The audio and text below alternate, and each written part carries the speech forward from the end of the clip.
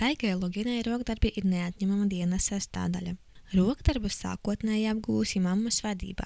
Vēlāk papildus zināšanas iemācījusies skolā, bet nopietnāk rokdarbiem pievērsusies tikai pirms 3 gadiem, kad piedzimis dēliņš. Daiga gan tamborē, gan āda, gan arī pērļo.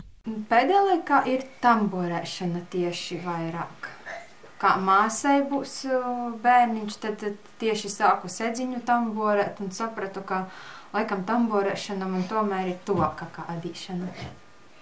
Daigai patīk unikālas un gaumīgas lietas, tāpēc īpašs priekš pašai radīt to, kas viņai patīk. Vispopulārākie izstrādājumi, kurus Daiga veido, ir seķes, cepures, šalles un pērļotās rotas lietas.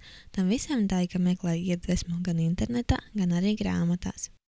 Pati tā ļoti es neesmu domājis schēmas, es iedvesmojos no interneta, noskatu, kas man patīk, tad atrodu arī pat internetā atbilstošo schēmu. Tad ir arī 2 grāmatas, kurās es paskatos kādu schēmu, un tad, ja vēlos, tad kaut ko pamainu. Atbilstoši tur teiksim, zeķēm vai ceperēm varu arī kaut ko pamainīt schēmā, bet pārsvarā ņemu gatavus.